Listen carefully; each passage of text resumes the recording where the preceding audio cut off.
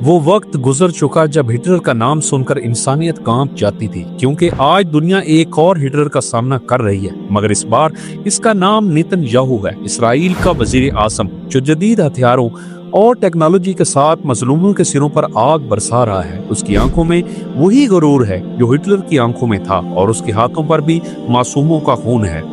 Netanyahu के फैसले जंग नहीं, नस्ल कशी की अक्कासी करते हैं।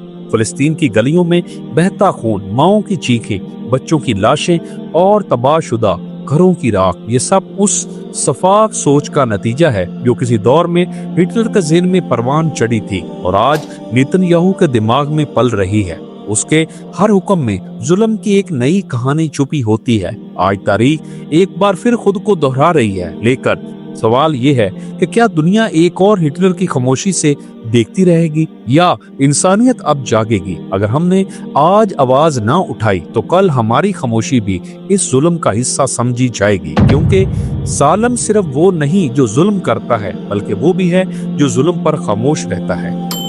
प्यारे दोस्तों, गजा की सरजमीन पर जब बच्चे भूख से तड़पते रहे, माएं अपने लालों की लाशों को गोद में लेकर बैन करती रही, तब अरब दुनिया की महलात में रोशनियों का जश्न जारी रहा। वहाँ किसी की नींद ना टूटी, किसी आंख में आंसू ना आया।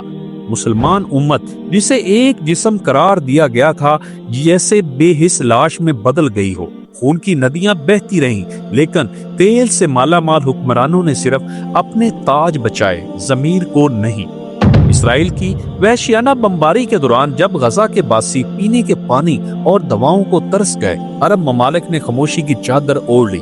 कुछ ने तो इसराइल से बिजनेस एग्रीमेंट कर लिए, कुछ ने रिलेशनशिप मजीद मजबूत किए, जैसे गजा के मजलूम बच्चे उनके अपने ना हों, जैसे फिलिस्तीन कोई पराया खिता हो। उनके अल्फाज में अमन के नारे थे, लेकिन उनके हाथों में इसराइली मुआहदों की कलमें थी। दुनिया चीखती रही, दिल दहलते रहे, लेकिन मुस्लिम उम्मा की खामोशी सबसे गहरा जख्म बन गई। जब गजा के अस्पताल मलबे में बदल गए तो किसी मुसलमान मुल्क के त्यारे इमदाद लेकर ना उतरे। दुख इस बात का नहीं कि दुश्मन ने हमला किया, बल्कि सदमा इस बेहिस्सी का है जो अपने कहलाए जाने वालों ने दिखाई। उम्मते मुसलमान का ज़मीर शायद अब सिर्फ तारीख की किताबों में पाया जाता है, हकीकत में नहीं। प्यारे दोस्तों, जब हम करबला का वाक़या याद करते हैं तो दिल आज भी खून के आंसू रोता है। इमाम हुसैन नबी करीम सल्लल्लाहु अलैहि वसल्लम के प्यारे नवासा होने के बावजूद इन पर जो जुल्म ढाया गया, वो तारीख की सबसे दर्दनाक दास्तान है। भूखे प्यासे बच्चों की सस्तियां, बीबियों की चादरें छिन जाना और नबी के घराने को बेदर्दी से करबला की तपती रेत पर शहीद कर देना, ये वो मंजर है जिसे याद करके आज भी उम्मत का दिल लर्ज जाता है। मगर दिल ये सोचकर और भी जख्मी हो जाता है, उस वक्त के मुसलमान कहाँ थे? क्यों खामोश तमाशाई बने रहे? क्यों जालिम के हाथ न रोके गए?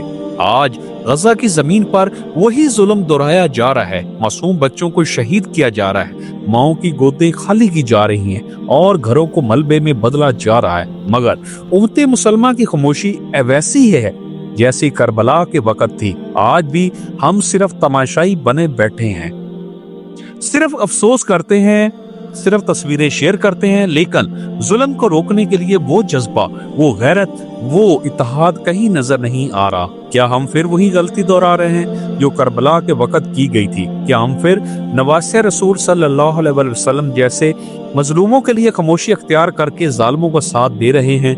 वक्त है जागने का, वरना तारीख हमें भी इन खामोश तमाशाइयों में लिख देगी जो जुल्म देखकर भी कुछ न कर सके। जब हम ग्रेटर इसराइल के मंसूबे को समझते हैं तो ये महज एक नक्शे की बात नहीं, बल्कि एक ख्वाब है जो जुल्म, फरेब और खून रेजी की बुनियाद पर देखा गया।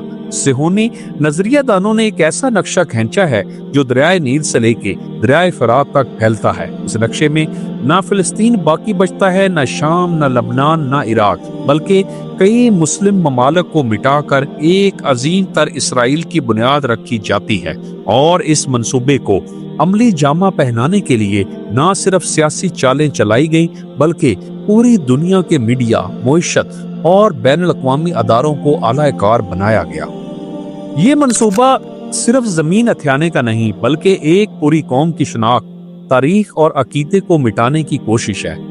गजा, मगरबी किनारे और बैतुल मुकद्दस पर होने वाला हर हमला ग्रेटर इसराइल की तरफ एक कदम है। जब इसराइल मस्जिद अक्सा के अहाते में फौजी बोटों से दाखिल होता है तो ये महज जारहियत नहीं बल्कि एक गहरा पैगाम होता है। ये सिर्फ शुरुआत है। अफसोस के इस्लामी दुनिया इस मंसूबे को सिर्फ एक साजिशी नजरिया समझकर नजरअंदाज करती रही, जबकि दुश्मन उसे हकीकत बनाने में दिन रात लगा हुआ है। और सबसे बड़ा दुख तो ये है कि ये सब कुछ हमारी आंखों के सामने होता रहा।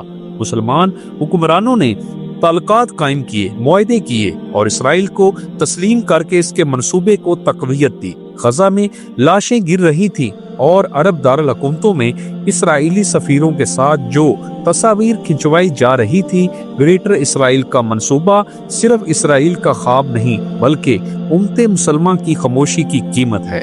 और अगर हमने अब भी आंख न खोली तो कल हमारा नाम सिर्फ इन नक्शों में भी रह जाएगा जो कभी हमारे थे मगर आज ग्रेटर इसराइल के तहत आ चुके होंगे।